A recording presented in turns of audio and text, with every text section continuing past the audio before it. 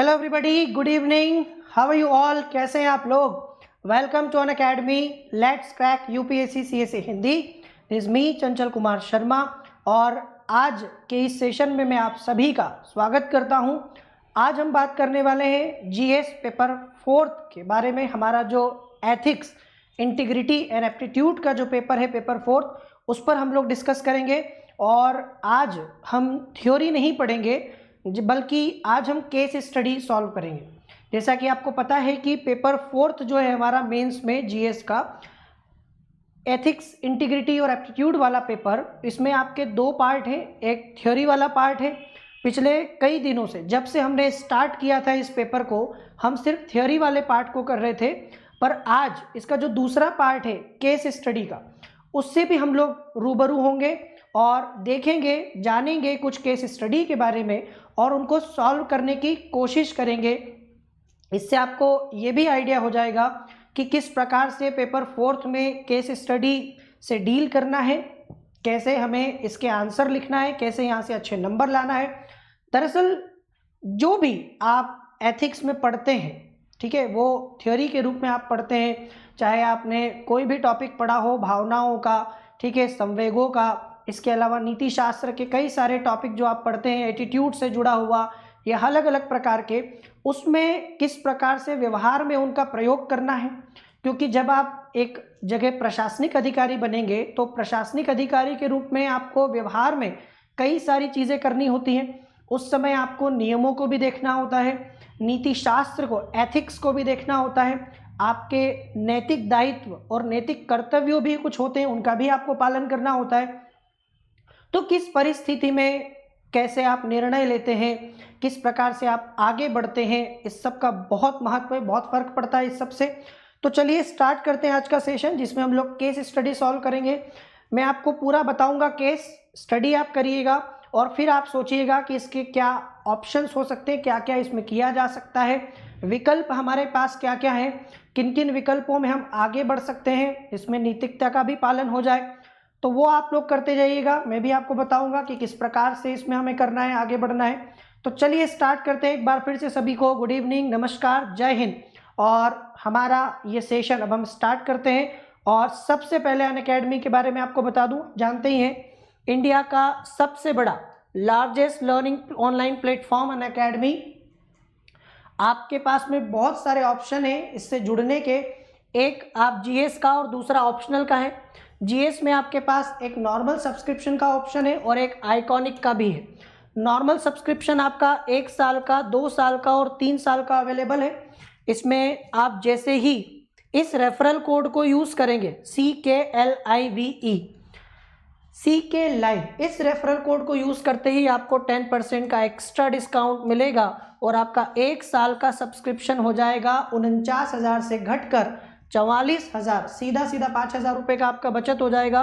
2 साल का 64,000 का और 3 साल का आपका 81,000 का 81,000 रुपये का है। अगर आप और अच्छा जो है करना चाहते हैं और बेहतर तरीके से तैयारी करना चाहते हैं, पर्सनल कोच चाहते हैं और ज़्यादा अटेंशन चाहते हैं, तो प्लीज़ आइकॉनिक सब्सक्रिप्शन लीजिए। 1 साल का, 2 साल का और 3 साल का आइकॉनिक भी अवेलेबल है।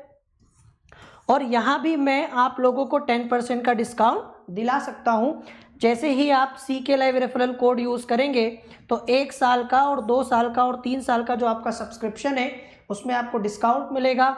अगर आप ऑप्शनल पढ़ना चाहते हैं, सिर्फ मतलब अगर आपको लगता है कि हमारा जीएस हम खुद से कर सकते हैं, हमने कर लिया है, हमें सिर्फ ऑप्शनल पढ़ना है, तो 1 साल, 2 साल और 3 साल का ऑप्शनल सब्जेक्ट का भी अवेलेबल है। 1 साल का 27,000, 2 साल का 40 और 3 साल का 50,000। इसमें भी जब आप CKLIVE रेफरल कोड यूज़ करेंगे तो 10% का एक्स्ट्रा डिस्काउंट यहाँ भी मिलेगा आपको। सब जगह किसी भी कोर्स में आप इस कोड को अप्लाई करिए, 10% का डिस्काउंट मिलेगा। और टेलीग्राम से जुड़ना है तो इस टेलीग्राम चैनल पर जाइए, टेलीग्राम पर जाइए, सर्च कीजिए @चंचल कुमार शर्मा ऑफिशियल और इस टेलीग्राम चैनल को ज्वाइन कीजिए। यहाँ से आपको कई सारे नोट्स, मेरे सेशंस की जानकारी, लिंक, सब कुछ अवेलेबल होगा। तो ये है टेलीग्राम चैनल जहाँ पर PDF मिलेगा आपको। तो मैंने आपसे कहा कि आज हम क्या करेंगे, आज हम केस स्टडी करेंगे। तो मैं देखता हूँ कि आप किस प्रकार से सोचते हैं या किस प्रकार के निर्णय आप लेते हैं, तो दोनों तरीके से सोचिएगा। तार्किक रूप से भी सोचिएगा, मानवीय तरीके से भी सोचिएगा, नैतिकता का भी पालन उसमें हो, नीति शास्त्र का पालन हो, इसका भी ध्यान रखिएगा। तो पहले हम समझते हैं केस के बारे में। यहाँ पर आपके सामने ये पहली केस स्टडी दिखाई दे रही होगी। ये केस स्टडी है गंगा की। गंगा एक काल्पनिक नाम है, ठीक है। गंगा क्या करती है? गंगा एक प्राइवेट कंपनी में जॉब करती है, वो सॉफ्टवेयर इंजीनियर है। गंगा अलसेक टेक्नोलॉजीज में, ये वो कंपनी है जिसमें गंगा जॉब करती है। समझना इसको, गंगा अलसेक टेक्नोलॉजी के लिए काम करती है, प्राइवेट जॉब करती है। वो एक सॉफ्टवेयर इंजीनियर है, ठीक है, सॉफ्टवेयर इंजीनियर है। और अपनी प्रतिस्पर्धी फर्म नोवाटेक्स सिस्टम से नौकरी का प्रस्ताव पाकर रोमांचित है। मतलब ये एक कंपनी में जिसमें काम करती है सॉफ्टवेयर इंजीनियर के रूप में, इस कंपनी का नाम है अलसेक टेक्नोलॉजीज। लेकिन जब ये अलसेक टेक्नोलॉजीज में काम कर रही थी, उसी समय इसको एक और ऑफर आता है दूसरी कंपनी से। ये दूसरी कंपनी इसकी कंपनी की प्रतिस्पर्धी प्रतियोगी कंपनी है, मतलब वही काम करती है जो इसकी कंपनी करती है। दोनों कंपनियों में प्रतिद्वंद्विता है। तो वहाँ से उसको ऑफर आता है गंगा को जॉब के लिए, और वो खुश है, मतलब वो एक्साइटेड है बहुत ज़्यादा। उसको ये नोवाटेक्स नाम की कंपनी है, यहाँ से इसको ऑफर आया। मतलब इसमें आगे आप ये भी देखेंगे कि इस कंपनी में ये जॉब करना चाहती थी, मतलब ये चाहती थी कि इसकी जॉब नोवाटेक्स में हो, और वहीं से इसको ऑफर आया। तो ऑब्वियस ये तो खुश होना ही थी, तो वो रोमांचित थी। वह नोवाटेक्स की उद्योग अग्रणी और आदर्श नियोक्ता के रूप में बहुत सराहना करती थी। मतलब जो इमेज है, हम एटीट्यूड के बारे में बात कर चुके हैं, तो नोवाटेक्स को लेकर गंगा का एटीट्यूड पॉजिटिव है। मतलब वो उसके बारे में एक सकारात्मक सोच रखती है, वो प्रशंसा करती है उसकी किस प्रकार से उस उद्योग ने अपना अभी तक परफॉर्मेंस किया है, किस प्रकार से वो अपने कर्मचारियों का ध्यान रखता है, एक आदर्श नियोक्ता है। तो वो इस कंपनी की बहुत सराहना करती थी। जिस पद का उसे प्रस्ताव मिला है, मतलब जिस पोस्ट पर जाने के लिए गंगा को ऑफर मिला है ज्वाइन करने के लिए नोवाटेक्स में, उसकी उसे हमेशा से ही चाह थी। तो ये एक कैसी सिचुएशन है, जरा समझिएगा कि आप किसी कंपनी के लिए काम कर रहे हैं। गंगा की जगह आप अपने आप को ले सकते हैं कि आप किसी कंपनी में काम कर रहे हैं, और दूसरी कोई कंपनी है आपकी कंपनी की प्रतियोगी कंपनी, जहां पर आप जाना चाहते हैं। मतलब आपका सपना है कि मैं वहां काम करूं क्योंकि वो बहुत बढ़िया कंपनी है, और वहां पर जिस पद पर आप काम करना चाहते हैं उस पद का ही आपको ऑफर मिल जाए, वही पोस्ट का आपको ऑफर मिल जाए, तो इंसान तो खुश हो जाएगा, दिल गार्डन गार्डन हो जाएगा। तो ये हमेशा से उसकी चाह थी कि वो वहां पर काम करे। तो उसने अपने पति का नाम है विष्णु, अपने पति विष्णु से इस प्रस्ताव पर चर्चा की। यहां तक समझ में आया आपको कि वो काम कर रही थी, उसको ऑफर आया, और यही वो हमेशा से चाहती थी। तो वो खुश भी थी, और इसलिए उसने अपने पति से बहुत एक्साइटेड थी, अपने हस्बैंड से, विष्णु नाम का उसका पति है, उससे उसने बात की। अब यहाँ तक तो सब कुछ ठीक था, लेकिन विष्णु ने, जो उसका पति है, उसने कुछ प्रश्न उठाए, उसने कुछ ऐसे क्वेश्चन उठाए जो गंगा को परेशानी में डाल देता है। इन प्रश्नों ने गंगा को परेशानी में डाल दिया। किस परेशानी में डाल दिया? विष्णु ने उससे जिस बड़ी परियोजना पर वह काम कर रही थी उसके संबंध में पूछा। दरअसल इस समय गंगा अपनी कंपनी में, ठीक है, जिसमें वो काम कर रही थी, उसमें वो किसी बड़े प्रोजेक्ट पर काम कर रही थी, ठीक है, और वो प्रोजेक्ट उसी के द्वारा शुरू करवाया गया था, उसी के भरोसे पर शुरू किया गया। उस प्रोजेक्ट का सारा दारोमदार, सारी जिम्मेदारी सारी गंगा के ऊपर है। यहाँ से पेच आएगा अब। तो अभी तक आपको लग रहा था प्रॉब्लम क्या है, अच्छा है, अगर आपको ऑफर आया तो जाइए, लेकिन यहाँ विष्णु ने कुछ ऐसे क्वेश्चन यहाँ पर उठाए हैं जिससे कि वो परेशानी में आ गई। सबसे पहले तो उसने क्या किया, उस बड़ी परियोजना पर जिस पे वो काम कर रही थी उसके बारे में उससे पूछा। उसके पति ने उसको याद दिलाया कि इस परियोजना को प्रारंभ करने में वह प्रमुख प्रेरक थी, मतलब अल्टीमेटली वही है जिसने इसको स्टार्ट करवाया। इस प्रोजेक्ट को स्टार्ट करने वाली वही थी, उसने इसमें बहुत बड़ी भूमिका निभाई।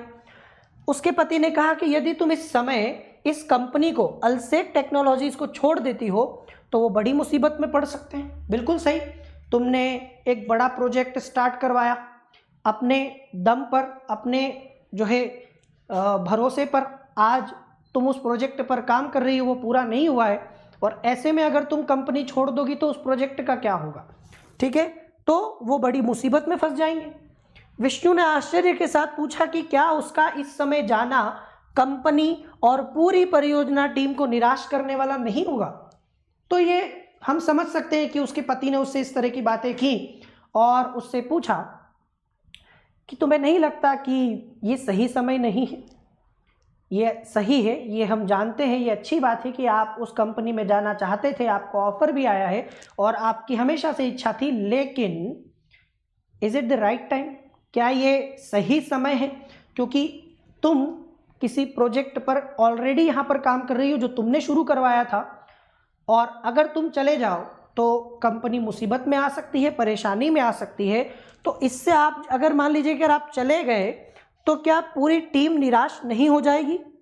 अल्टीमेटली आप ही तो कैप्टन हो, आप ही तो अपने आप में लीडर हो, आप ही तो लीडर हो, और अगर लीडर ही चला जाएगा तो, सेनापति ही चला जाए तो क्या आपकी टीम इस समय निराश नहीं हो जाएगी? यह नैतिकता की बात है। तुम्हारे भरोसे यदि कोई कुछ शुरू किया है और वह आप पर ट्रस्ट करता है और उसको अगर आप अपने फायदे के लिए छोड़ के चले जाओ उस समय, तो ये सही नहीं है, क्योंकि इससे वो फंस सकता है, ठीक है। तो कहीं ना कहीं उसके पति ने उसको क्या कर दिया, परेशानी में डाल दिया, सोचने पर मजबूर कर दिया कि इससे तो पूरी की पूरी टीम निराश हो जाएगी, कंपनी को लॉस हो जाएगा। उसने अल्सेक में अच्छा काम किया है और कंपनी ने उससे अच्छा व्यवहार किया है। अभी तक आप जिस कंपनी में काम कर रहे थे उसमें आपने अपना 100% दिया है, कंपनी ने भी आपके साथ हमेशा अच्छा व्यवहार किया है। ये सही है कि दूसरी कंपनी में बढ़िया अपॉर्चुनिटी है आपके पास, लेकिन इस कंपनी ने भी आपके साथ में कोई गलत व्यवहार तो नहीं किया था। मुद्दा यह है कि आपके लिए क्या करना सही है, न कि कंपनी का क्या करेगी या नहीं करेगी। मतलब आपको ये सोचना है, आपको ये तय करना है कि आप क्या करेंगे, आपके लिए क्या सही है, आपको ये सोचना है, ठीक है। दोनों प्रतिस्पर्धी फर्में हैं भाई, जिसमें आप काम कर रहे हैं और जिसमें आप जाना चाहते हैं, दोनों कंपनी आपस में प्रतिस्पर्धी हैं, ठीक है, दोनों में प्रतियोगिता है।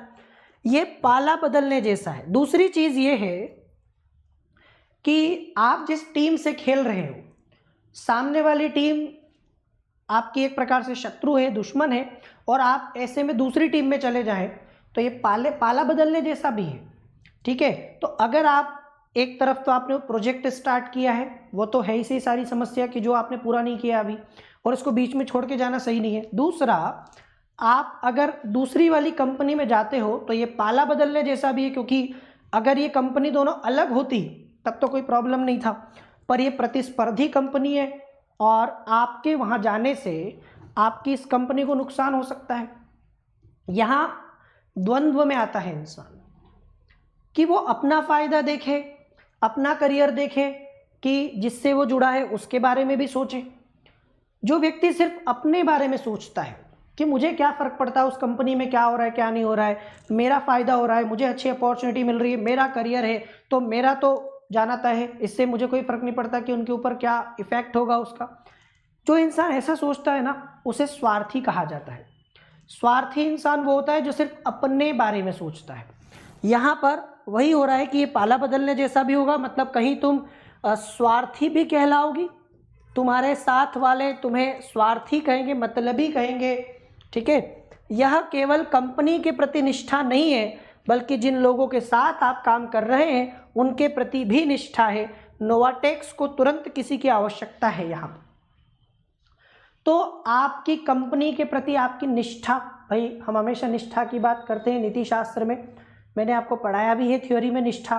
तो आपकी निष्ठा आपकी कंपनी के प्रति भी है, आपके साथ काम करने वालों के प्रति भी है। तो ऐसे किसी डिसीजन से आपको ये भी सोचना पड़ेगा कि मेरी कंपनी की निष्ठा तो खराब नहीं हो रही, या मेरे साथ वालों के प्रति मेरी निष्ठा खराब तो नहीं हो रही, या मेरी इमेज खराब हो जाएगी, कल से वो मेरे बारे में नकारात्मक सोच रखेंगे। इस बीच नोवाटेक्स को भी किसी की आवश्यकता है तुरंत, ये भी ध्यान में रखना है। लेकिन उन्होंने प्रस्ताव के संबंध में सोच विचार करने के लिए उसे कुछ और समय दिया। क्योंकि विष्णु के इन बातों से गंगा को थोड़ा सा कुछ और भी सोचने का मौका मिला, कुछ और भी। उस पहले तो वो एक्साइटेड थी बहुत ज़्यादा कि बस मुझे तो जाना है, लेकिन जब पति ने इस तरह की बातें की तो उसके दिमाग में ये चीज़ें भी आई कि हाँ, ये तो मैंने सोचा ही नहीं। तो ऐसे में नोवाटेक्स ने उसको कुछ टाइम दिया। टेक योर टाइम, आप आराम से सोच लीजिए, जब आप डिसीजन ले लें तो फिर आप हमें बता दीजिएगा। तो इस समय नोवाटेक्स ने उसको थोड़ा सा और टाइम दे दिया है, दूसरी वाली कंपनी ने, कि आप अपना टाइम लीजिए। यह गंगा के लिए एक बहुत बड़ा अवसर है, तो ये तो हम मान सकते हैं इट इज़ एन अपॉर्चुनिटी, ये एक गोल्डन अपॉर्चुनिटी है। क्योंकि हमेशा से जहां आप जाना चाहते हैं वहां से अगर आपको बुलावा आ जाए तो इससे बड़ी बात नहीं हो सकती कुछ। विष्णु के साथ उसकी बातचीत ने उसे परेशानी में डाल दिया और वह सोचने लगी कि क्या वह ऐसे प्रस्ताव को स्वीकार करके सही काम करेगी जिसे वह बहुत समय से चाहती है। तो वो चाहती है कि वो ऐसा करे, हमेशा से वो ये चाहती थी कि वो उस कंपनी में जाए, उस पोस्ट पे जिसमें उसको बुलाया वहाँ काम करे। लेकिन जब पति से बातचीत की तो थोड़ी सी दुविधा में आ गई, फंस गई कि क्या करूँ मैं, मेरे लिए क्या सही है, इस प्रस्ताव को मैं स्वीकार कर लूँ, एक्सेप्ट कर लूँ तो मैं सही करूँगी कि नहीं, सही रहेगा कि नहीं रहेगा। आपके सामने इस केस स्टडी को छोड़ दीजिए, आपके सामने भी जीवन में ऐसे कई सारे मौके आते होंगे जब आपको लगता होगा कि मैं क्या करूं। हम करना कुछ चाहते हैं लेकिन हम करने से पहले सोचते हैं कि क्या ये सही रहेगा, करना चाहिए कि नहीं करना चाहिए। जब आप एक प्रशासनिक अधिकारी बनेंगे तब भी आपके जीवन में इस प्रकार की कई सारी समस्याएं आएंगी, कई प्रकार के आपके सामने इस प्रकार के मामले आएंगे जिसमें आपको ये तय करना होगा कि मैं क्या करूं, किधर जाऊं, क्या सही होगा नहीं होगा। तो इस तरह से गंगा के सामने यही परेशानी है। गंगा को क्या करना चाहिए ये मैं अब आपके ऊपर छोड़ता हूं कि आप तय कीजिए इस मामले में उसे क्या करना चाहिए, उसे किन आदर्शों, दायित्वों और प्रभावों को ध्यान में रखना चाहिए। भाई कुछ जीवन के हमारे आदर्श भी होते हैं जिनका हमें पालन करना होता है, हमारे कुछ दायित्व हैं जिससे हम मुंह नहीं मोड़ सकते, पीछा नहीं छुड़ा सकते, ठीक है। और प्रभावों को भी हमें ध्यान में रखना चाहिए। क्या सब कुछ छोड़ देना और नोवाटेक्स में चले जाना गंगा का गैर पेशेवर व्यवहार होगा? यदि मान लीजिए कि गंगा कुछ नहीं सोचती है, सिर्फ अपने बारे में सोचती है और वो छोड़ देती, क्विट कर दे और रिजाइन करे और नोवाटेक्स में चले जाए, वहाँ पर पद ग्रहण कर ले, वहाँ जॉब को ज्वाइन कर ले, तो क्या ये उसका गैर पेशेवर व्यवहार होगा? सोचिए, क्या इससे सत्यनिष्ठा की कमी प्रदर्शित करेगी? क्या ऐसा करके वो सत्यनिष्ठा की, ऐसा भी कि उसमें सत्यनिष्ठा की कोई कमी नहीं है, मतलब सत्यनिष्ठा नहीं है, कमी नहीं मतलब सत्यनिष्ठा की कमी है। यदि वो ऐसा करती है तो कहीं ना कहीं सत्यनिष्ठा की उसमें कमी है, ये भी दिखाई देगा। क्या एकाएक नौकरी छोड़कर जाना उसके करियर को नकारात्मक रूप से प्रभावित कर सकता है? इस प्रकार उसकी इमेज भी खराब हो सकती है, उसके लिए नेगेटिव इमेज बन सकती है, या उसका करियर आगे नकारात्मक दिशा में भी जा सकता है। क्या ऐसा भी हो सकता है? इतने सारे क्वेश्चन हैं जो आपको यहाँ पर सोचना है कि ये जो आप देख रहे हो ना कि इतने सारे रास्ते हैं, किस रास्ते पर जाएं, किस रास्ते पर जाना सही होगा, किस रास्ते पर जाना गलत होगा। तो जाना चाहिए कि नहीं जाना चाहिए, यदि जाए तो क्या सोचना चाहिए, मतलब किन किन चीज़ों को ध्यान में रखना चाहिए, यदि नहीं जाए तो क्या उसे ध्यान में रखना होगा, ठीक है। चुपचाप सब कर छोड़कर चले जाए या एक सही तरीके से छोड़कर जाए या ना जाए, और अगर जाए तो क्या पेशेवर तरीके से जाए या गैर पेशेवर व्यवहार उसका होगा। एक सत्यनिष्ठा की उसमें कमी है या सत्यनिष्ठा है, ये वो कैसे प्रदर्शित करे, उसका करियर नकारात्मक हो या सकारात्मक कैसे होगा। तो हमें यहाँ तक ये हमारा क्वेश्चन होगा। अब हमें आगे समझना है आंसर में कि गंगा के पास क्या क्या विकल्प है।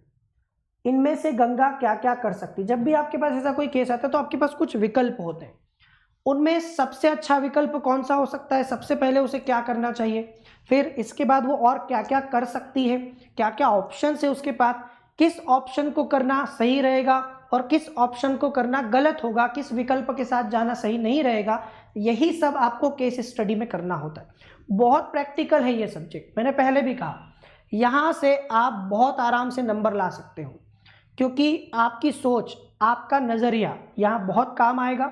साथ में आपका जो ज्ञान है, थ्योरेटिकल जितने भी आपने पढ़ा है सैद्धांतिक रूप से, वो भी आपके काम आएगा। हम मूल्य के बारे में बात करते हैं कि मानवीय मूल्य क्या होते हैं, क्या होने चाहिए, किन किन चीज़ों का पालन करना चाहिए। हम सत्यनिष्ठा की बात करते हैं, ठीक है, इंटीग्रिटी की बात करते हैं, हम एटीट्यूड की, मनोवृत्ति की बात करते हैं, हम भावनात्मक समझ की बात करते हैं, इमोशनल इंटेलिजेंस की बात करते हैं।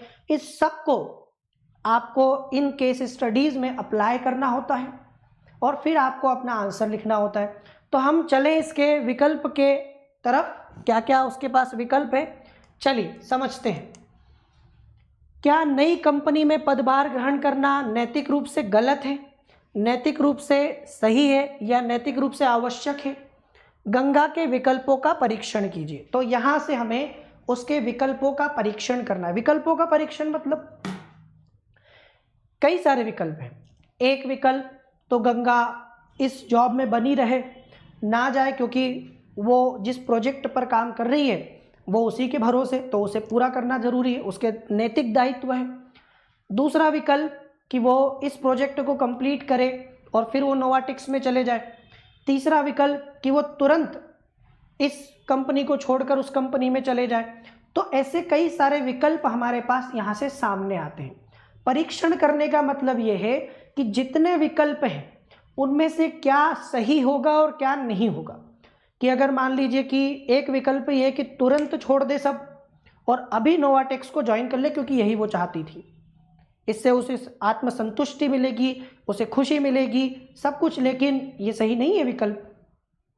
नैतिकता के दृष्टिकोण से सही नहीं है, सत्यनिष्ठा के दृष्टिकोण से सही नहीं है। That's it. इसी तरीके की केस स्टडी हमें करना होती है इस पूरे सब्जेक्ट में। तो विकल्प के ऊपर बात करते हैं। इसमें प्रासंगिक तथ्य देखिए इस पूरे मामले में हमारे सामने जब हम विकल्पों का परीक्षण करते हैं तो क्या क्या फैक्ट है हमारे सामने। गंगा अल्सेक के लिए काम करने वाली सॉफ्टवेयर इंजीनियर है, लेकिन वर्तमान में वह ऐसी नौकरी में नहीं है जिसे वह हमेशा से चाहती रही है। मतलब विकल्पों को सोचते समय आपको इन तथ्यों को ध्यान में रखना है। क्या क्या? पहला कि वह किसी कंपनी में जिसमें अभी काम कर रही है इसमें वो हमेशा से होना नहीं चाहती थी, वो तो किसी और कंपनी में जाना चाहती थी, ठीक है। उसे नोवाटेक्स में से एक प्रस्ताव मिलता है, लेकिन उसका पति उसे याद दिलाता है कि इस समय वह अल्सेक के लिए कितनी महत्वपूर्ण है। इसको भी ध्यान में रखना है कि अल्सेक जो टेक्नोलॉजीज कंपनी है जिसके लिए वो काम कर रही है उसके लिए उसकी कितनी इंपॉर्टेंस है, ठीक है। वो उसे अफोर्ड नहीं कर सकती कि वो उसे छोड़कर जाए। उसने प्रतिस्पर्धी फर्मों में पाला बदलने वाले अपने सहयोगियों के संबंध में टीका टिप्पणी की। मतलब जो लोग इस तरीके की हरकत करते हैं पाला बदलने जैसी, तो इसके बारे में कैसे लोगों के कमेंट्स होते हैं ये भी उसे पता है, ठीक है। ये भी उसको सब पता है, ये भी वो जानती है। तो नीति शास्त्रीय मुद्दे क्या हैं इस केस स्टडी में, क्या क्या मुद्दे हैं नीति शास्त्रीय?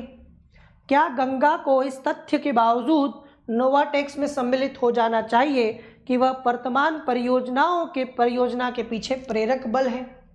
तो क्या उसे चले जाना चाहिए जानते हुए भी कि इस परियोजना में वही मेन है, वही प्रेरक है, उसी ने इसको शुरू किया है? गंगा को किस आधार को ध्यान में रखते हुए निर्णय लेना चाहिए? जो भी निर्णय बोलेगी, अब निर्णय कुछ तो लेना ही है। जीवन में कई बार ऐसा समय आता है जब हमें निर्णय लेना ही होता है, we don't have any choice, बस आपको निर्णय लेना है। लेकिन आपको निर्णय लेने के पहले कुछ आधारों पर भी बात करना सोचना होता है कि हम निर्णय किन आधारों पर, और ये हमारी प्रायोरिटी पर भी डिपेंड करता है। हम पैसे को ज़्यादा महत्व देते हैं तो हम उस हिसाब से निर्णय लेंगे। हम ईमानदारी, सत्यनिष्ठा, नीति शास्त्रीय मूल्यों को ज़्यादा महत्व देते हैं तो हम इन आधारों पर निर्णय लेंगे। तो फर्क पड़ता है आपके नज़रिए का, आपके आधार किस प्रकार के होंगे वो आपके व्यवहार पर डिपेंड करता है। तो किस आधार को ध्यान में रखते हुए उसको निर्णय लेना चाहिए। चलिए संभव समाधान पर बात करते हैं। बहुत सारा हम लोगों ने केस पूरा समझ लिया है, स्टडी कर लिया है, क्या क्या हो सकता है। संभावनाएं क्या है। वर्तमान में गंगा का वर्तमान नियोक्ता उसे शीर्ष निष्पादक मानता है और उनका व्यवहार गंगा के प्रति अच्छा है। तो अभी जहां वो काम कर रही है उसको अच्छी खासी रेस्पेक्ट मिल रही है, उसके साथ कोई गलत व्यवहार नहीं हो रहा और उसका जो व्यवहार है कंपनी का वो भी उसके प्रति बहुत अच्छा है। एक प्रतिस्पर्धी कंपनी उसे लेना चाहती है, गंगा को उनके प्रस्ताव को सुनने और उस पर विचार करने का अधिकार है। हम इसको भी नहीं भूल सकते कि अपने बारे में निर्णय लेने का अधिकार उसका हमेशा होगा, ठीक है। मतलब वो क्या करेगी क्या नहीं करेगी ये तो वो स्वयं तय करेगी, तो उसे अपने बारे में विश्वास जो है निर्णय लेने का, उस प्रस्ताव को सुनने का, उस पर विचार करने का और अपना डिसीजन सुनाने का पूरा पूरा उसको अधिकार है। वह अल्सेक में अपने करियर की ऊंचाइयों को छू चुकी है, जहां वो अभी है वहां वो जहां सबसे ऊपर होना चाहिए वहां वो पहुंच चुकी है। और नोवाटेक्स द्वारा प्रस्तावित ललचाने वाला यह पद विकास का अवसर प्रस्तुत करता है। मतलब एक अपॉर्चुनिटी उसके सामने आई है और वह इस पर जिज्ञासावश या करियर की महत्वाकांक्षा से प्रेरित होकर विचार करना चाहती है। यदि वह बुद्धिमानी से देखे तो उसका वर्तमान नियोक्ता इसे निष्ठाहीनता के रूप में देख सकता है। तो यदि पहला विकल्प यह है कि वो छोड़कर चली जाए, पहला विकल्प यह है कि वो अल्सेक छोड़कर नोवाटेक में चली जाए, उसका रीज़न ये है कि वो जो कंपनी है वो एक बड़ी कंपनी है, उसके करियर में एक अच्छा मोड़ आ सकता है, बड़े अपॉर्चुनिटी उसके सामने है और ऐसा निर्णय वो ले सकती है कि यस मैं जा रही हूँ और वो अपनी इस कंपनी को छोड़ दे। हालांकि ये जानते हुए कि कंपनी का व्यवहार उसके लिए अच्छा रहा है और ये भी जानते हुए कि जिस कंपनी में वो इस समय काम कर रही है वो उसे निष्ठाहीनता के रूप में देख सकता है कि आपने हमारे साथ ये गलत किया, हमें आपने धोखा दिया, हमें बीच में छोड़ दिया। वह स्पष्ट नीति शास्त्रीय सीमाएं बनाए रखकर इस जोखिम को कम कर सकती है। मतलब एक तरफ वो जो चाहती है वो भी हो जाए और दूसरा कि उसकी कंपनी के ऊपर कोई गलत प्रभाव भी ना पड़े। सबसे बढ़िया तरीका ये होता है बैलेंस वे में कि आप क्या निर्णय लें, ऐसा निर्णय लें जिसमें आप अपने लिए भी सोचें और अपनी कंपनी के लिए भी सोचें। सिर्फ अपने लिए सोचना कोई बुद्धिमानी नहीं और सिर्फ कंपनी के लिए सोचना भी कोई बुद्धिमानी नहीं। अपने और कंपनी के हितों के बीच में हितों की बात हुई है यहाँ पर, दोनों के हित, दोनों का फायदा देखना होगा और बैलेंस या हम कहें कि एक ऐसा संतुलन स्थापित करना होगा जिससे दोनों को नुकसान ना हो और नीति शास्त्रीय मुद्दे भी बने रहें, मतलब किसी प्रकार से गलत भी ना हो यहाँ पर। तो नीति शास्त्रीय सीमाएं बनाए रखकर वह इस जोखिम को कम कर सकती है। सामान्य बुद्धिमत्ता रखने वाला व्यक्ति ऐसी स्थिति में क्या करेगा? सबसे पहले प्रतिस्पर्धी कंपनी का प्रस्ताव सुनने पर उसे इस बात के प्रति सुनिश्चित होना चाहिए कि उसे वे ऐसा कुछ नहीं बताएंगे जो वे नहीं चाहते हैं कि वह जाने। यदि वह अपने वर्तमान नियोक्ता के लिए काम करना जारी रखती है, ऐसा करना उसकी सत्यनिष्ठा और व्यावसायिकता में वृद्धि करेगा। पहला तो यही है, सबसे पहला कि यदि वो उस प्रतिस्पर्धी कंपनी का जो ऑफर आया है, जो प्रस्ताव आया है, तो उसे इस बात के प्रति सुनिश्चित होना चाहिए ठीक है कि वो कुछ भी ऐसा नहीं बताएगा उस कंपनी को जो उनके वर्तमान कंपनी के लिए गलत हो। कई बार होता है ना कि लोग गोपनीय जानकारी लीक कर देते अपने फायदे के लिए। तो सबसे पहला काम तो ऐसा कुछ नहीं करना जिससे कि उसकी कंपनी को नुकसान हो। मतलब ऐसा कुछ भी उन्हें नहीं बताना, ठीक है, जो वे नहीं चाहते कि वह जाने, मतलब उनकी कंपनी नहीं चाहेगी कि वो जाने। तो एक तो ये, और यदि वो अपने वर्तमान नियोक्ता के लिए काम करना जारी रखती है तो उसकी सत्यनिष्ठा दिखाई देती है और उसमें वृद्धि होगी कि नहीं ये बहुत सत्यनिष्ठ है। दूसरा, प्रतिस्पर्धी का प्रस्ताव स्वीकार करने से पहले वह अपने वर्तमान नियोक्ता को प्रतिस्पर्धात्मक प्रस्ताव देने का अवसर दे सकती है। दूसरा ऑप्शन ये है कि वो क्या करे, जाना चाहती है ना, उससे पहले अपनी कंपनी से बात करे। इस समय वो अलसेट टेक्नोलॉजीज में काम करती है और इस समय वो अपनी कंपनी को छोड़कर किसी और कंपनी में जाना चाहती है, तो पहले अपनी कंपनी से बात करें कि मुझे ऐसा ऑफर मिला है वहाँ से, और आप बताइए क्या आप मुझे इससे बढ़िया ऑफर दे सकते हैं। यदि आप मुझे ऐसा ऑफर दे सकते हैं, ठीक है, ऐसा अवसर दे सकते हैं, तो फिर मैं वहाँ नहीं जाऊँ। एक ये हो सकता है कि वो अपनी प्रतिस्पर्धी कंपनी का प्रस्ताव स्वीकार करने से पहले अपनी कंपनी से बात करे और अपनी कंपनी को क्या करे, एक मौका दे। हो सकता है ना, ऐसा कई बार होता है। जैसे कोई व्यक्ति है, मान लीजिए जिसको 10,000 रुपये सैलरी मिलती है, बाहर से उसको ऑफर आया कि हम आपको 15,000 रुपये सैलरी देंगे, हमारे पास आ जाइए। उस व्यक्ति ने चुपचाप उसकी बात मान ली और नौकरी छोड़ के वहाँ चला गया। लेकिन बाद में उसको पता चलता है कि कंपनी उसके 15,000 रुपये भी कर देती अगर वो बोलता, तो अगर वो डिमांड करता तो पहले वो बात तो करता। यहाँ पर दूसरा यही है कि आप जाएं, उससे पहले अपनी कंपनी को पर्याप्त मौका दें कि आप इस बारे में, मतलब ऐसा नहीं कि चुपचाप चले जाएं। तीसरा, यदि वह अपनी वर्तमान कंपनी को छोड़ती है तो उसे वर्तमान परियोजना को पूरा करके जिससे वह जुड़ी है उनके साथ समुचित व्यवहार करना चाहिए। एक विकल्प यह है कि यदि उसने फाइनली डिसीजन बना लिया है कि उसे कंपनी छोड़ना है और उस कंपनी में जाना है, मतलब वो वहाँ जाना चाहती है, तो एक तरीका ये भी है कि आप अपना ये वाला प्रोजेक्ट जो आप कर रहे हैं, इस समय जिस पर काम कर रहे हैं, इसको पूरा करें।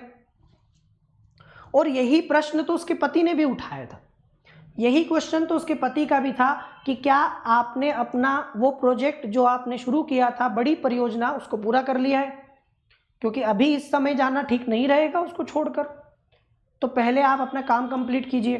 तो वो क्या कर सकती है, अपनी कंपनी को छोड़ने से पहले उस प्रोजेक्ट को वो पूरा करे। ये उसका नैतिक दायित्व है, जिसे आपने शुरू किया आप ही समाप्त करें। नीति शास्त्र मांग करता है कि वह पूर्व नियोक्ता की आंतरिक जानकारियों को नए नियोक्ता से साझा नहीं करे। ठीक है, मतलब जो भी नया नियोक्ता है, जो नई कंपनी है, उसके साथ वहाँ जाने के बाद भी ऐसी कोई बात, ऐसी कोई चीज़ उससे शेयर ना करे, साझा ना करे जो उसको लगता है कि ये नहीं करना चाहिए, या मैंने आपको अभी बताया कोई भी गोपनीय जानकारी जिससे उसकी कंपनी को नुकसान हो सकता है। होता है ना कि आप इस कंपनी में काम कर रहे हैं तो इसके अंदरूनी बातों के बारे में आप सब जानते हैं, बाद में आप जब दूसरी कंपनी में चले जाएं और यहाँ की चीज़ें अगर आप वहाँ बता दें अंदरूनी, तो इस कंपनी को नुकसान हो सकता है। तो नीति शास्त्र इस बात की डिमांड करता है, मांग करता है कि आप ऐसी कोई भी गोपनीय या कॉन्फिडेंशियल या आंतरिक इंटरनल जानकारी अपने नए नियोक्ता से साझा नहीं करें। तो ये कुछ विकल्प हैं।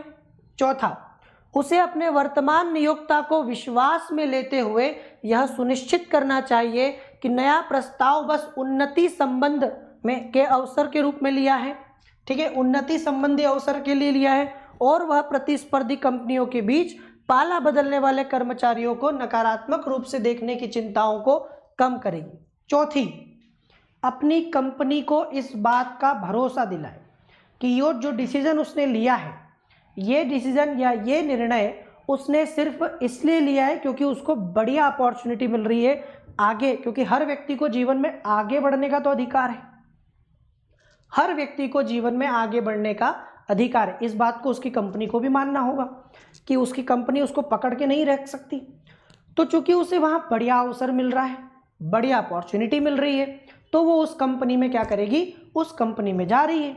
इसका ये मतलब नहीं है कि वो पाला बदल रही है या उसके मन में लालच है या वो आपको कोई नुकसान पहुंचा देगी, ऐसा नहीं है कुछ भी। तो अपनी कंपनी को इस बात का भरोसा दिलाए कि अगर वो जा रही है तो इसलिए जा रही है या इसलिए उसको ज्वाइन कर रही है, ऑफर को स्वीकार कर रही है ताकि वो आगे बढ़ सके, वहाँ उसके पास अच्छे अवसर हैं। पहले हमने ये देखा कि आप उनको भी मौका दो, पर अगर वो नहीं कर पा रहे हैं तो आपको आगे बढ़ने का अधिकार है, तो आप इसलिए जा रहे हैं। और वो भरोसा दिलाए कि ये जो एक डर है ना मन में, भय कि इसने पाला बदल लिया, या ये पाला बदल के उधर चला गया, या ये हमारे खिलाफ अब काम करेगा। ऐसा वो कुछ नहीं करेगी और वो इसको कम करेगी। वो ऐसा व्यवहार करेगी जिससे आने वाले समय में कोई भी इस प्रकार से डरे नहीं।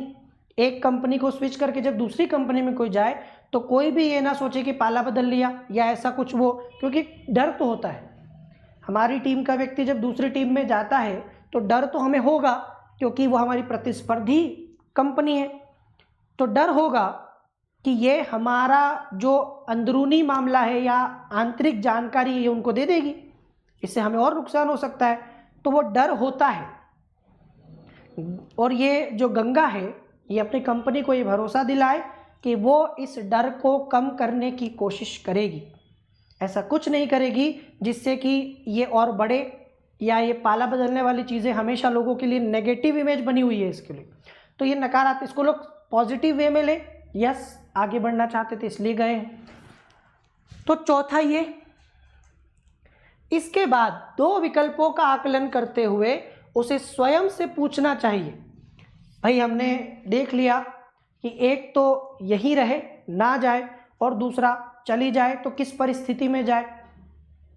एक तो ये है कि वो ना जाए, ठीक है, इससे उसकी सत्यनिष्ठा दिखेगी और वो अपनी कंपनी को बता दे कि मुझे ऐसा ऑफर मिला है, खुला खुला सारी बातें उसके लिए बता दे, क्लियर कि ये मेरे पास ऑफर आया है, और उनसे बात करें, उनको संतुष्ट करने की कोशिश करें, ठीक है, उनकी शंकाओं का, जिज्ञासाओं का समाधान करें, अपने प्रोजेक्ट को कंप्लीट करें।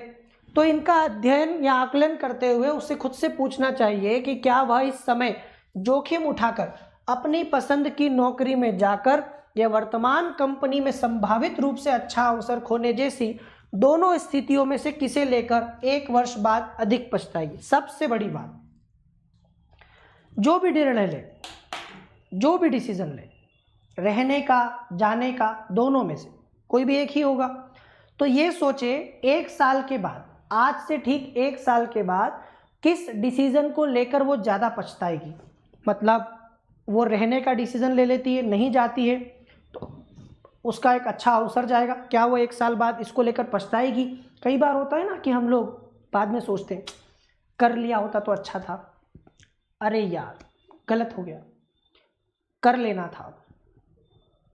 तो क्या वो पछताएगी कि नहीं मुझे चले जाना था, या वो जाना जाए और उसको लेकर 1 साल बाद पछताए कि नहीं मुझे नहीं आना था, मैं वहीं अच्छी थी, मैंने गलत डिसीजन लिया। तो किस डिसीजन में वो 1 साल के बाद ज़्यादा पछताएगी, इसको वो सोचे। क्योंकि ये भी ज़रूरी है ना कि आज जो हम देख रहे हैं आगे उसमें बहुत सारी चीज़ें चेंज हो जाती है, हमेशा हम सब कुछ नहीं देख पाते। तो कोशिश करें समझने की, सोचने की, और देखें कि आज से 1 साल के बाद दोनों स्थितियों में से वो किसमें ज़्यादा अधिक पछताएगी। इसे ध्यान में रखते हुए वह या तो अपने प्रतिस्पर्धी को फ़ोन करे और मना करते हुए धन्यवाद कहे, या फिर हाँ कहे। बस इस सब को ध्यान में रखे, इस सब को ध्यान में रखे और क्या करे, या तो फ़ोन करके उसको थैंक यू कहे इतनी अच्छी अपॉर्चुनिटी के लिए, और मना कर दे, ठीक है, विनम्रता के साथ कि मैं नहीं कर सकती, मेरी कंपनी में मुझे रहना ज़रूरी है, या फिर हाँ कर दे कि ठीक है मैं ज्वाइन कर रही हूँ। तो ये सब चीज़ें उसे देखनी होगी। और हमने देखा इस पूरी केस स्टडी में कि क्या क्या विकल्प गंगा के सामने थे और क्या क्या वो कर सकती थी। वो जा भी सकती है, नहीं भी जा सकती है, और अगर जाए तो किन किन चीज़ों को ध्यान में रखना चाहिए, ठीक है। विकल्पों की तलाश हम लोग कर रहे हैं। यहाँ पर जो भी विकल्प वो लेगी, उन विकल्प को या जो भी समाधान को वो करेगी, आगे बढ़ेगी जिसके साथ, उसमें अपने और अपने कंपनी दोनों के हितों को ध्यान में रखकर आगे बढ़ना होगा, बढ़ना चाहिए। आप सबको समझ में आ गया होगा कि इस केस स्टडी में उसके सामने यही सबसे बड़ी दुविधा थी कि वो अपना फ़ायदा देखे कि अपनी कंपनी का देखे। तो भाई जो भी डिसीजन ले उसमें अपना और कंपनी का दोनों का फ़ायदा देखे। अगर मान लीजिए सबसे अच्छा विकल्प, तो क्या होगा इसमें? सबसे अच्छा विकल्प तो यह है कि वो अपनी कंपनी से बात करे, ठीक है, उसको मौका दे कि आप मुझे क्या इससे अच्छा कोई अवसर दे सकते हैं। यदि कंपनी दे तो कोई दिक्कत नहीं, और यदि कंपनी नहीं दे रही है तो अपने प्रोजेक्ट को कंप्लीट करे, जिस प्रोजेक्ट पर वो काम कर रही है और फिर वो उस कंपनी में चले जाए। दैट्स इट, सबसे अच्छा तो यही होगा। इसके अलावा भी कोई विकल्प हो सकते हैं और आपको जो ठीक लगता है आप वो विकल्प लिख सकते हो। तो ये थी हमारी केस स्टडी नंबर 1। क्लियर हो गया होगा आपको। लाइव सेशन नहीं है, रिकॉर्डेड सेशन है, तो ये ना ऐसे केस स्टडीज़ में लाइव सेशन का अपना मज़ा है।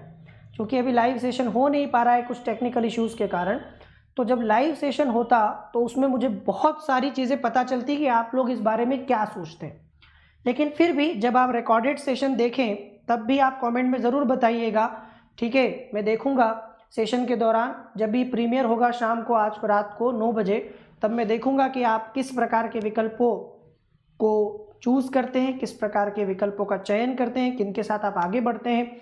तो वो पहली केस स्टडी हमारी हो गई, आपको समझ में आ गई होगी। गंगा जो एक कंपनी में काम कर रही है और दूसरी कंपनी से उसको ऑफर आता है, इस बीच क्या परिस्थितियां हैं वो भी हमने देखा। अब आते हैं केस स्टडी नंबर 2 के ऊपर।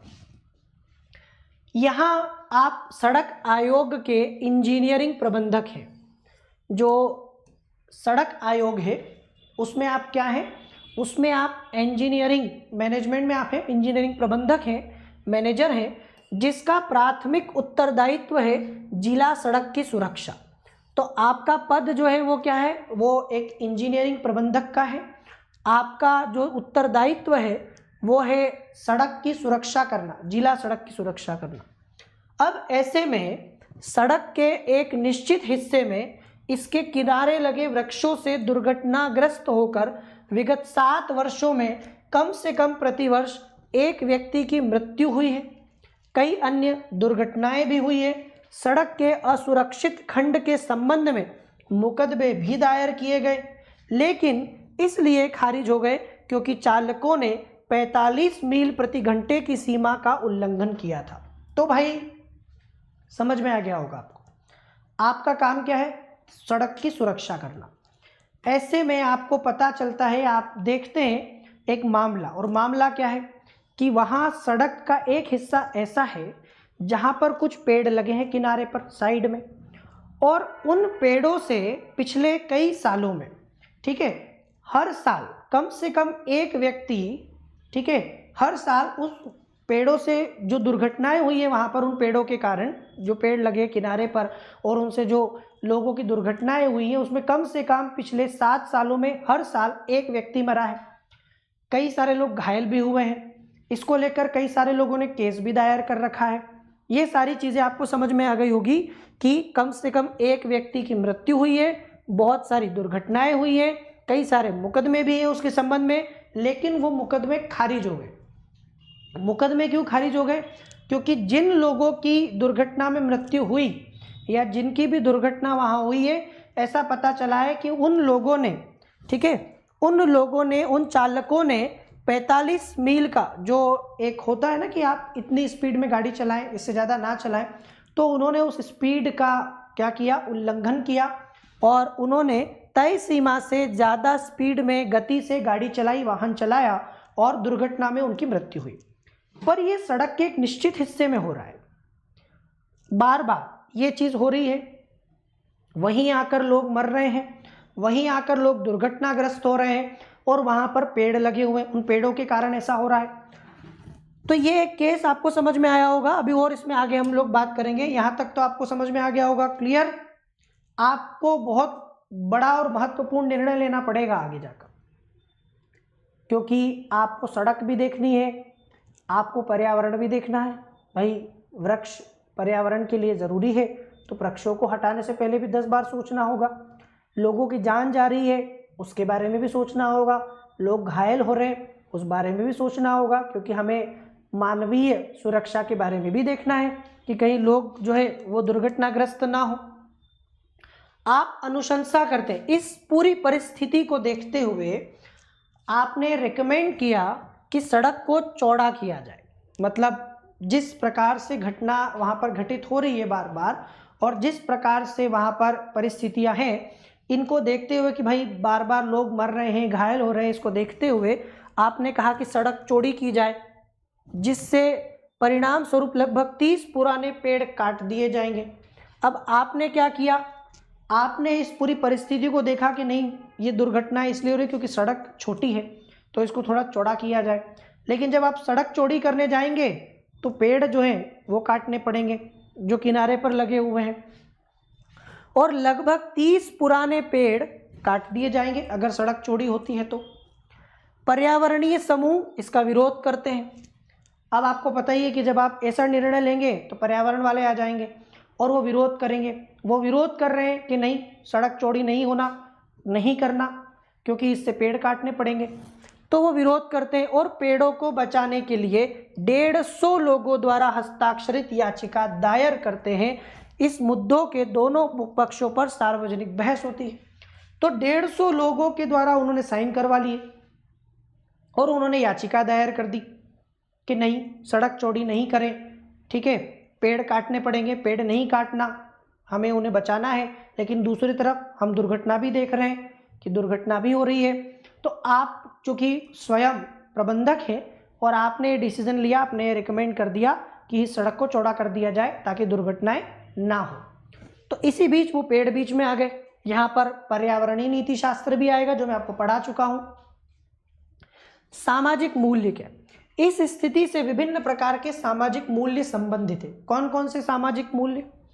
सबसे पहला, समाज मानव जीवन को महत्व देता है, इसलिए यह सड़क चौड़ा करने और पेड़ों को काटने का पक्ष लेगा।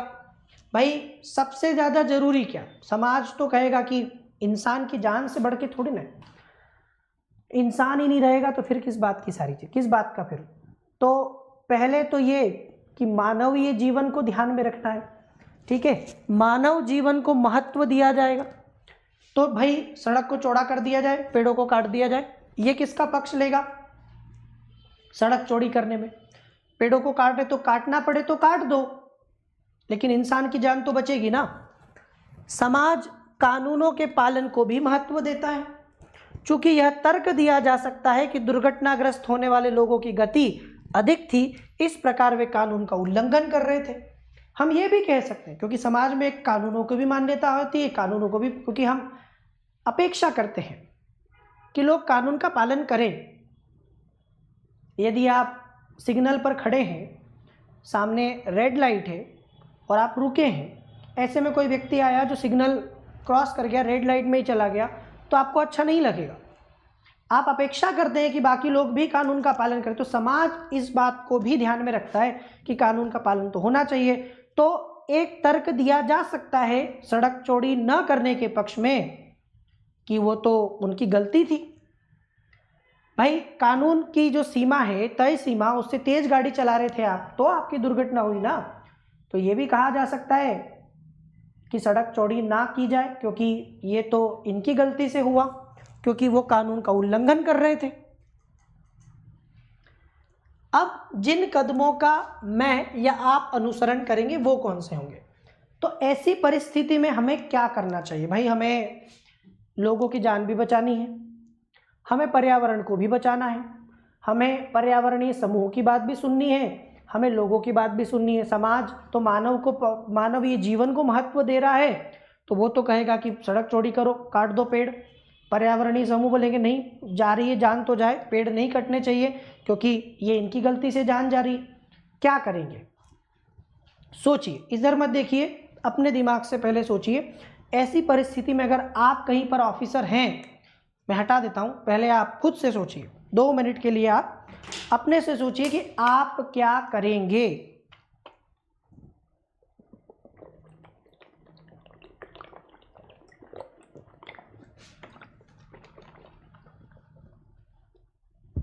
Take your time. सारे विकल्पों के बारे में, क्या सड़क चौड़ी की जानी चाहिए या नहीं की जानी चाहिए, और जो भी डिसीजन हो तो उसमें हम क्या करें, कैसे आगे बढ़ें, कि अगर हम सड़क चौड़ी करना चाहें तो उसमें आगे कैसे बढ़ें, कैसे उसको हम लोग जो है क्रियान्वित करें, ठीक है, कैसे दुर्घटना को कम कर दें। दुर्घटना भी कम करना ज़रूरी है, ठीक है, पर्यावरण को भी देखना है। इस सब के बीच में अपने आप को रखिए। कल्पना कीजिए कि ये आप ही को निर्णय लेना है, आप ही को इस पर आगे बढ़ना है, तो आप क्या करें? क्योंकि आप निर्णय ले चुके हैं कि सड़क चौड़ी करना है, तो आप आगे कैसे बढ़ेंगे अब इस पर? मतलब निर्णय तो यहाँ पर क्लियर है कि निर्णय क्या लिया था आपने तो रिकमेंड कर दिया कि सड़क चौड़ी कर दी जाए। तो अब आप इस पर आगे कैसे बढ़ेंगे? चलो थोड़ा सा सोच लिया, मैं बता देता हूँ। सबसे पहले क्या करेंगे, जनता को सूचित करने के लिए सार्वजनिक बैठक आयोजित करें। सबसे पहले तो सभी को, जनता को इकट्ठा किया जाए, उनसे बात की जाए, उनसे जो है आपस में चर्चा की जाए बैठक में, ताकि उस जो लोग जुड़े हुए हैं उस पूरे मामले से, उनसे बात की जा सके कि वो क्या चाहते हैं। यह ध्यान दिया जाना चाहिए कि याचिका लगाने वालों की न्यूनतम संख्या प्रभावित लोगों का एक बहुत छोटा सा हिस्सा है।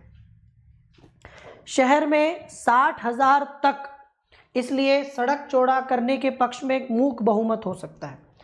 एक बात और आपको ध्यान रखनी पड़ेगी, कितने लोग विरोध कर रहे हैं, मतलब कितने लोगों ने याचिका दायर की थी। अभी आपको मैंने बताया 150 लोगों ने, 150। इसके मुकाबले जनसंख्या बहुत ज़्यादा है और ऐसे लोग बहुत ज़्यादा है जो प्रभावित हैं, मतलब जो घायल होते रहते हैं, दुर्घटना होती रहती है, मरते रहते हैं, और आए दिन जो उस रास्ते से गुजरते हैं, बहुत सारे लोग वहाँ से गुजरते हैं। तो प्रभावित होने वाले की संख्या कहीं ज़्यादा। मेरी बात समझ में आ रही है आपको? हमें यह भी सोचना पड़ेगा कि पक्ष और विपक्ष में कितने लोग हैं। सड़क चौड़ा न करने के पक्ष में कुछ ही लोग हैं जिन्होंने याचिका दायर की, 150 लोगों के हस्ताक्षर वाले, लेकिन एक तरफ बहुत बड़ी संख्या सड़क चौड़ा करने के पक्ष में है, तो मूक बहुमत हो सकता है। उन्हें समझाएंगे, किनको? कम वालों को, ये 150 लोगों को। भाई ये 150 लोग ही विरोध कर रहे थे ना, यही तो पर्यावरण वाले मामले वाले हैं। तो इन्हें समझाएंगे कि तकनीकी रूप में सबसे अच्छा समाधान सड़क को चौड़ा करना ही क्यों है। आपके पास में अच्छी बात यह कि जिस डिसीजन को आपने लिया है उसके साथ में ज़्यादा लोग हैं, बहुमत आपके साथ में है। बहुत कम लोग हैं जो आपके साथ नहीं है। तो आपको क्या करना चाहिए? आपको उन्हें समझाना चाहिए। कई बार सरकार भी ऐसे फैसले लेती है, आपने देखा होगा, जिसका विरोध होता है देश में, पूरे जगह, अलग अलग जगह। तो ऐसे में सरकार को क्या करना चाहिए? सरकार को उन लोगों को भी समझाना चाहिए जो विरोध कर रहे हैं कि ये निर्णय हमने क्यों लिया है, या इसका, उनकी जो आशंकाएं हैं उनको भी संतुष्ट करिए। ऐसा नहीं है कि खाली 150 लोग हैं तो ये हमारा क्या कर लेंगे, कर दो सड़क को चौड़ा, ऐसा नहीं है। सबको साथ में लेकर चलना होता है। विरोध करने वालों से भी बात कीजिए, उनको भी समझाइए कि देखिए ये हमें करना है तो क्यों करना है, या तकनीकी रूप से ज़रूरी है, क्योंकि अगर हम ऐसा नहीं करेंगे तो ये दुर्घटनाएं होती रहेंगी, लोग मरते रहेंगे। ये तो करना तो पड़ेगा, लेकिन किस तरीके से, इस पर भी बात की जाए, उनकी आशंकाओं का भी समाधान किया जाए। जिले की सड़क को चौड़ा करना चाहिए तो सड़क को फाइनली चौड़ा तो करना ही चाहिए, और इष्टतम सुरक्षा के लिए मार्ग से सटे पेड़ों को हटा देना चाहिए। जब आप बात करते हैं ना, कहा कि मानवीय जीवन का अपना एक मूल्य होता है, बहुत महत्वपूर्ण है, तो हमें क्या करना होगा, हमें ये तो ध्यान रखना ही पड़ेगा। मिनट,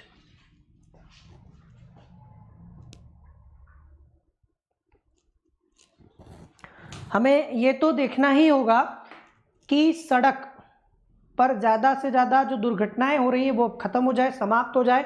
तो हमें सुरक्षा को ध्यान में रखना है, और इसके लिए हमें पेड़ों को हटा देना चाहिए। अब विस्थापित पेड़ों को, अब जिन पेड़ों को हमने हटाया है, एक और बहुत अच्छा विकल्प इसमें क्या होगा कि उन्हें अन्य सार्वजनिक संपत्ति, जैसे किसी पार्क में, किसी उद्यान में, कहीं पर भी आप ऐसी जगह पर स्थानांतरित करने पर विचार करें। यदि संभव हो तो दोगुनी संख्या में पेड़ लगाइए। जो पर्यावरण को लेकर चिंतित हैं वो भी सही है, पर्यावरण का भी तो एक महत्व है ना, पर्यावरण की भी तो हमें देखनी पड़ेगी, रक्षा करनी पड़ेगी। और इतने सारे पुराने पेड़ अगर जा रहे हैं तो चिंता की बात है। तो उन्हें समझाना पड़ेगा कि सड़क चौड़ा करना क्यों ज़रूरी है, और आपको किस बात को प्रॉब्लम है, आपको पेड़ों, क्योंकि वो भी चाहते होंगे लोगों की सुरक्षा, तो लोगों की सुरक्षा तो वो भी वो ये थोड़ी चाहते होंगे कि लोग मरें, वो भी चाहते हैं सुरक्षा, बस उनकी चिंता है पेड़ों को लेकर। तो उनको भी आप समझाइए। क्या समझाएंगे कि इन पेड़ों को यहाँ से हटा दें और इन्हें कहीं और, कहीं पार्क में, कहीं किसी जगह, खुली जगह पर हम विस्थापित कर दें, ट्रांसफ़र कर दें, वहाँ पर, वहाँ लगा दें। और अगर ये नहीं हो पा रहा है या प्रैक्टिकली ये पॉसिबल नहीं है तो इनसे दोगुनी संख्या में पेड़ लगा दें। अगर आप इससे डबल पेड़ लगा देंगे तो इस नुकसान की भरपाई हो जाएगी।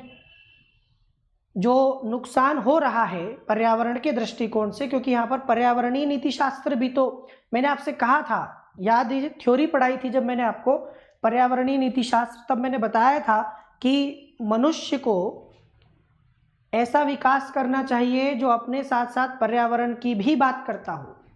हमने सस्टेनेबल डेवलपमेंट के बारे में, धारणीय विकास के बारे में बात की थी, और हमने देखा था कि विकास ऐसा नहीं हो अंधाधुंध, विकास ऐसा हो जिसमें मानव के साथ साथ पर्यावरण की सुरक्षा का भी ध्यान रखा जाए, संसाधनों का भी ध्यान रखा जाए। तो हमें पर्यावरणीय नीति शास्त्र का पालन भी करना है। सड़क चौड़ी कीजिए, सड़क चौड़ी करके उन पेड़ों को हटाइए, और इससे लोगों की सुरक्षा हो जाएगी, और उसके बाद उन पेड़ों को कहीं और ट्रांसफर कीजिए, साथ में डबल, दोगुनी संख्या में पेड़ लगाएंगे। और यह समाधान सार्वजनिक सुरक्षा जो मानव नीति शास्त्र है और पर्यावरण संरक्षण जो पर्यावरणीय नीति शास्त्र है, दोनों को समायोजित करता है। मैंने कहा था ना, बैलेंस, दोनों को लेकर चलिए। मानव की सुरक्षा भी हो गई, सड़क चौड़ी हो गई, अब दुर्घटनाएं बंद हो गई, तो हमने मानवीय नीति शास्त्र का भी पालन किया, सार्वजनिक सुरक्षा हमने सुनिश्चित कर दी। हमने पर्यावरणीय नीति शास्त्र का भी पालन किया, हमने पर्यावरण संरक्षण भी किया, हमने पर्यावरण को नुकसान भी नहीं पहुंचाया। अब यही होता है एक बढ़िया प्रशासनिक अधिकारी, जो ऐसे निर्णय, ऐसे समाधान लाता है। इसकी जगह आप ऐसा समाधान लाते कि नहीं, सड़क चौड़ी कर दो, पेड़ कट रहे तो कट रहे, हमें तो लोगों की जान देखनी है, तो वो एक तरफा होता डिसीजन। सिर्फ मानवीय नीति शास्त्र का पालन होता, पर्यावरणीय नीति शास्त्र का पालन नहीं होता। या आप कहें कि नहीं, लोग मर रहे हैं क्योंकि उनकी गलती, वो तेज चला रहे थे, पेड़ नहीं काट सकते, तो आपने पर्यावरणीय नीति शास्त्र का पालन किया लेकिन मानवीय नीति शास्त्र का पालन नहीं किया, तो जो थ्योरी पढ़ी थी वही प्रैक्टिकल हो गया। हमें हर तरह के नीति शास्त्र को लेकर चलना है, हमें मानवीय नीति शास्त्र का भी पालन करना और हमें पर्यावरणीय नीति शास्त्र का भी पालन करना। ये हमारी केस स्टडी हो गई।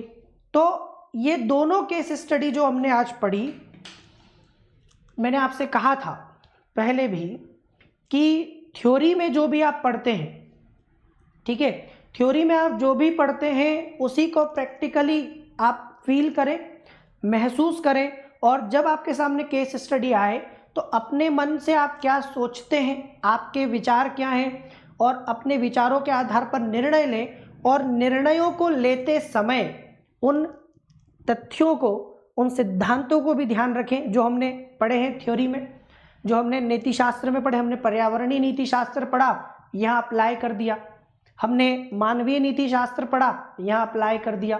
तो हमने नीति शास्त्र पढ़ा और यहाँ अप्लाई भी किया। और ये सिर्फ इस केस स्टडी में नहीं, कोई भी केस स्टडी आप सॉल्व कीजिए, हमेशा आपको एक बात ध्यान रखना है कि समाधान सबसे अच्छा वही होता है जिसमें कि कम से कम नुकसान हो, नुकसान अगर होता भी है तो कम से कम हो, और दूसरा जिसमें अधिकतम लोगों का अधिकतम हित हो। सिर्फ अपना या सिर्फ दूसरों का, किसी का, तो सबका हित होना चाहिए। ऐसा कोई समाधान लेकर आइए। फिर हमें उनमें कुछ मूल्यों को, कुछ नियमों को, कुछ उनको भी देखना होता है कि हमें नीति शास्त्र के बुनियादी नियमों का पालन भी करना है, हमें मानवीय नीति शास्त्र, पर्यावरणीय नीति शास्त्र, व्यावसायिक नीति शास्त्र, इनको भी देखना है। हमें इस सब के द्वारा करते समय सामने वाले की अभिवृत्ति को, एटीट्यूड को भी समझना है, अपने एटीट्यूड को भी समझना है। इमोशनल इंटेलिजेंस अभी हम लोग आने वाले सेशन में बहुत इंपॉर्टेंट टॉपिक है, भावनात्मक समझ। हम सभी भावनाओं के पुतले हैं, मनुष्य भावनाओं का पुतला होता है। हमारे अंदर कई सारे संवेग, कई सारी भावनाएं आती है, दिन रात अलग अलग, हम ना फीलिंग्स, अलग अलग चीज़ों को हम लोग फील करते हैं। तो हमें अपनी भावनाओं को कैसे सही दिशा में ले जाना है। कई बार इंसान भावनाओं में बह जाता है, तो एक अच्छा प्रशासनिक अधिकारी भावना में नहीं बहता, और एक अच्छा प्रशासनिक अधिकारी भावनाहीन भी नहीं होता, रोबोट भी नहीं है वो, लेकिन अपनी भावनाओं को सही दिशा में मोड़ना बहुत ज़रूरी है। आपको किसी पे गुस्सा आया और आपने तुरंत जो है उसको गोली मार दी, तो आप अपनी भावनाओं पर नियंत्रण नहीं रख पाए और आपने अपना ही नुकसान कर लिया, उसका भी कर दिया। अब आप जेल जाएंगे, जीवन भर पछताएंगे। कई बार लोग कहते हैं ना कि हमारा अपने ऊपर काबू नहीं है, गुस्से पर काबू नहीं है, वो सब हम उसमें पढ़ेंगे, ये सब यहाँ अप्लाई होता है। तो बीच बीच में हम केस स्टडी भी करेंगे, बीच बीच में हम थ्योरी भी पढ़ेंगे, केस स्टडी भी पढ़ेंगे, और अगला जो टॉपिक हमारा एथिक्स में होगा वो इमोशनल इंटेलिजेंस का होगा। ठीक है, आज की दोनों केस स्टडी मैंने आपको बताई, और इन दोनों केस स्टडी में आपको अच्छे से समझ में आ गया होगा कि हमें किस प्रकार के विकल्प जो है वो तलाशने चाहिए, उनका विकास करना चाहिए, परीक्षण करना चाहिए, और सबसे अच्छे समाधान की ओर जाना चाहिए। समाधान बहुत सारे होते हैं, पर उसमें जो सबसे बढ़िया है उसकी तरफ हमें जाना चाहिए। ठीक है, वो कहते हैं ना, सांप भी मर जाए और लाठी भी ना टूटे, वैसा कुछ, सांप भी मर जाए और लाठी भी नहीं टूटना चाहिए, ऐसा हमें कुछ करना है। तो ये हमारा जो सेशन था, इसके बाद हमारा 10th का इकोनॉमिक्स का सेशन होगा अगली बार। तो इकोनॉमिक्स भी साथ साथ चलेगा, और फिर हम लोग एथिक्स में, इमोशनल इंटेलिजेंस, बीच में एक आपका जो थोड़ा सा पोर्शन, कई सारे स्टूडेंट बार बार कमेंट कर रहे सर मध्यकालीन भारत, मिडिवल का क्या हुआ। चिंता मत करिए, बहुत थोड़ा सा बचा हुआ है, मैं आपका जो बचा हुआ मध्यकालीन भारत है वो भी कंप्लीट करा दूंगा, और उसके बाद में स्पेक्ट्रम शुरू करूंगा। इसी महीने से हम लोग हिस्ट्री का, मॉडर्न इंडिया का स्पेक्ट्रम शुरू करेंगे, चिंता मत करिए। तो बने रहिए मेरे साथ, बस बहुत सारी चीज़ें हम लोग आगे करने वाले हैं। तो आपको पता है कि सेशन को लाइक करना तो भूलना ही नहीं, अगर आपको अच्छा लग रहा है तो लाइक कीजिए, और कुछ केस स्टडी सॉल्व करने की कोशिश कीजिएगा खुद से, बहुत सारी जगह आपको अवेलेबल है, तो केस स्टडी को खुद से करने की कोशिश कीजिएगा, उसमें आपका और अच्छा प्रैक्टिस हो जाएगा। और टेलीग्राम चैनल ये है जिस पर आपको PDF मिलता है, टेलीग्राम चैनल है @चंचल कुमार शर्मा ऑफिशियल। ठीक है, @चंचल Kumar Sharma official Telegram channel है, इसको आप लोग ज्वाइन कर सकते हैं, इस पर PDF मिलेगा, और 10% डिस्काउंट के लिए इस रेफरल कोड को यूज़ करिए, CKLIVE, इस रेफरल कोड को यूज़ करने के बाद आपको 10% का एक्स्ट्रा डिस्काउंट मिलेगा। मेरा पर्सनल गाइडेंस, मेंटरशिप, नोट्स सब अवेलेबल होगा। तो चलिए फिर मिलेंगे, तब तक के लिए thank you, bye bye, all the best, जय हिंद, लेट्स क्रैक इट।